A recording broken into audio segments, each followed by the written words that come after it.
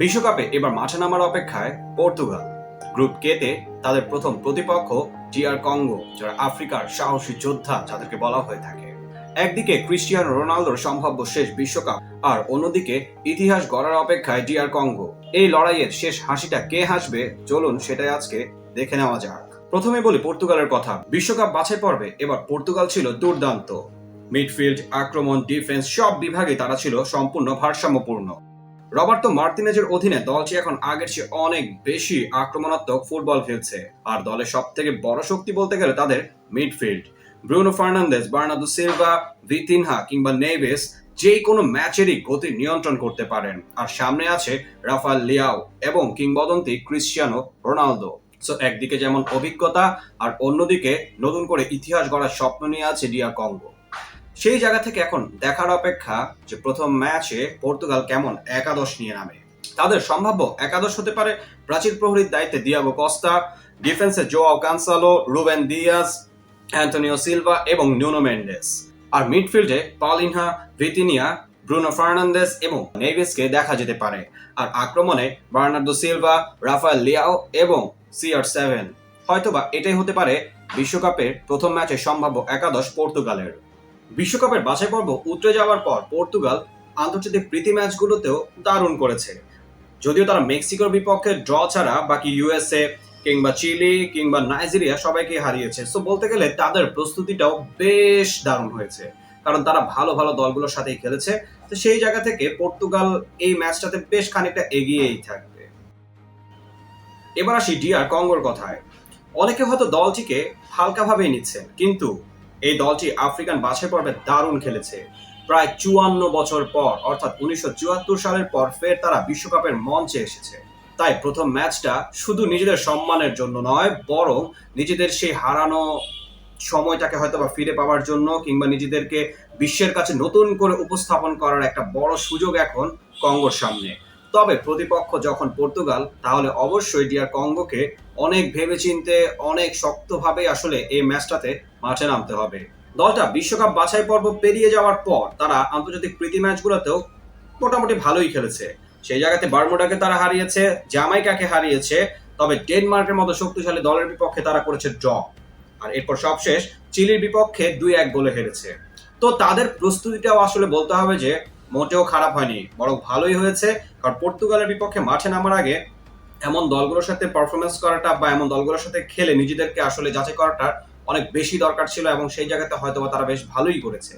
এখন শুধু মাঠে নামার অপেক্ষা যে আসলে কি হয়, পর্তুগালের বিপক্ষে তারা কি করতে পারে। তাদের সব থেকে বড় শক্তি হলো তাদের শারীরিক সক্ষমতা, শারীরিক শক্তি, শারীরিক সামর্থ্য এবং দ্রুত কাউন্টার অ্যাটাক। প্রতিপক্ষের ছোট ভুলকে তারা বেশ ভালোভাবে কাজে লাগাতে পারে। দলটার আক্রমণে সিমন বানজা, সেন্ড্রিক বাকাম্বু এবং ইউয়ানে উইসার মতো খেলোয়াড় আছেন। আর রক্ষণে নেতৃত্ব দিতে পারেন চ্যান্সেল এমবেম্বা। তাদের সম্ভাব্য একাদশ হতে পারে লিওনেল এমবাসি, তাকে প্রাচীর প্রহরীর দায়িত্বে দেখা যেতে পারে। এছাড়া ডিফেন্সে ওয়ান বিসাকা, এমবেম্বা, ইনগোন্ডা ও মাসুয়াকু। এছাড়া মিডফিল্ডে পাওয়া যেতে পারে পিকারেল, মুতুসামি ও কাকুতাকে। আর আক্রমণে উইসা, বানজা এবং বাকাম্বুকে পাওয়ার সম্ভাবনা সব থেকে বেশি। এখন সব থেকে বড় প্রশ্ন হচ্ছে, এই ম্যাচটা জিততে হলে দু দলকে কি করণীয় বা কি করা উচিত।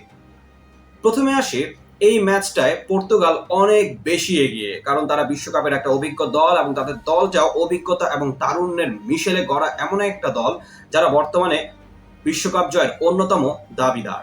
আর অন্যদিকে ডিআর কঙ্গো এত বছর পর বিশ্বকাপের মঞ্চে এসেছে, তাই তারাও কিন্তু সহজে ছেড়ে কথা বলবে না। সেই জায়গা থেকে পর্তুগাল যদি ম্যাচটা জিততে চায়, তাহলে শুরু থেকেই তাদেরকে বলটার দখল নিজেদের নিয়ন্ত্রণে রাখতেই হবে। ব্রুনো, ভিতিনিয়া, তাদের প্রত্যেককে দ্রুত বলটাকে বিতরণ করার মতো কাজগুলো করতে হবে। আর বিশেষ করে উইং, অর্থাৎ রাফায়েল লিয়াও এবং বার্নার্দো সিলভার গতি এই ম্যাচে খুব বেশি ইম্প্যাক্ট ফেলবে। আর রোনালদো যদি ঠিকঠাক ভাবে বল পায়, তাহলে হয়তোবা ভালো কিছু হতে পারে। আর যেহেতু বয়সও একটা ফ্যাক্ট, সেই জায়গাতে রোনালদোকে আসলে ফুল টাইম মাঠে রাখা হবে কিনা এটা একটা বড় প্রশ্ন। কারণ সেই জায়গাতে গঞ্জালো র্যামোসও কিন্তু দারুণ আছে। তো তাকেও হয়তোবা দেখা যেতে পারে যে রোনালদোকে হয়তোবা 70 বা 60 এই সময়টার পর, অথবা প্রথমার্ধের পরই হয়তোবা তাকে উঠিয়েও নিতে পারে। যদিও এটার কোনো নিশ্চয়তা নেই বা এটা নিয়ে কোনো কিছুই জানা যায়নি, এটা সম্পূর্ণ আমি আমার ব্যক্তিগত একটা অভিমত দিচ্ছি। কারণ এই বয়সে এসে আসলে খুবই টাফ হয়ে যায় পুরো টাইম মাঠে থাকাটা। আর অন্যদিকে ডিআর কঙ্গো তারা যদি আসলে চমক দেখাতে চায় তাহলে তাদেরকে বেশ ধৈর্য ধরে খেলতে হবে। আর তাদেরকে এই খেলায় সব থেকে বড় কাজ করতে হবে, তাদেরকে সম্পূর্ণ ডিফেন্সিভ ব্লক তৈরি করে খেলতে হবে, যাতে করে পর্তুগালের আক্রমণগুলোকে তারা যেন বারবার ঠেকাতে পারে আর পর্তুগালকে যেন মাঝ মাঠে তারা আটকে দিতে পারে। আর যদি এরকমটা করতে পারে তাহলে একসময় দেখা যেতে পারে যে পর্তুগালের ফুল ব্যাকে যারা আছে তারাও হয়তোবা আবার উপরে উঠে আসতে পারে, আর এই সুযোগটাকে তারা কাজে লাগাতে পারে উইসা কিংবা বানজার গতিকে। সো এই সময়টাতে যদি একটা অঘটন ঘটতে পারে সেক্ষেত্রে সেটা হবে বিশ্বকাপের জন্য একটা বড় কিছু। আর এরই মধ্যে কিন্তু আমরা দেখেছি যে বিশ্বকাপে কিন্তু এবার ছোট ছোট দলগুলো কিন্তু দারুণ খেলছে, যেখানে সম্প্রতি আমরা দেখলাম যে কেপ ভার্দে স্পেনের বিপক্ষে 0-0 ড্র করেছে। এটা ছাড়াও উরুগুয়ের বিপক্ষে সৌদি আরব 1-1 গোলে ড্র করেছে। জাপান দুর্দান্ত ফুটবল খেলেছে, নেদারল্যান্ডসের বিপক্ষে তারা 2-2 গোলে ড্র করেছে। তো সেই ক্ষেত্রে ডিআর কঙ্গোর জন্য হয়তোবা এরকম একটা নতুন ইতিহাস রচনা করাটা খুব একটা কঠিন নাও হতে পারে। তবে পর্তুগাল বলে কথা, যারা এবার বিশ্বকাপ জয়ের স্বপ্নে বিভোর এবং রোনালদোর সম্ভাব্য শেষ বিশ্বকাপ জয়ের জন্য তারা যে কোনো কিছুই করতে পারে। তো এখন দেখার অপেক্ষা আসলে কি হয়। পর্তুগাল আর ডিআর কঙ্গো এর আগে বিশ্বকাপের ইতিহাস বা ফ্রেন্ডলি ম্যাচে এর আগে কখনোই মুখোমুখি হয়নি, তাই দুই দলের জন্য এই ম্যাচটা বেশি গুরুত্বপূর্ণ। কারণ পর্তুগালও কঙ্গোর ব্যাপারে খুব একটা জানে না, তবে কঙ্গো পর্তুগাল সম্পর্কে হয়তোবা জানতে পারে, কারণ দীর্ঘ সময় ধরে পর্তুগাল বিশ্বকাপ খেলছে। সো সেই জায়গা থেকে পর্তুগাল থেকে তার একটা ধারণা নিতে পারে যে পর্তুগাল কেমন খেলতে পারে। সবকিছুকে অ্যানালাইসিস করার একটা সুযোগ কিন্তু ডিআর কঙ্গোর থাকছে। আর সবশেষে একটা মজার তথ্য দিয়ে নেই, পর্তুগাল তাদের শেষ 5টা বিশ্বকাপে কোনো আফ্রিকান দলের বিপক্ষে কখনোই হারেনি। অন্যদিকে ডিআর কঙ্গো 1974 সালের পর প্রথম বিশ্বকাপে ফিরছে এবং নিজেদের ইতিহাসের সবচেয়ে বড় ম্যাচগুলোর একটিতে নামতে যাচ্ছে।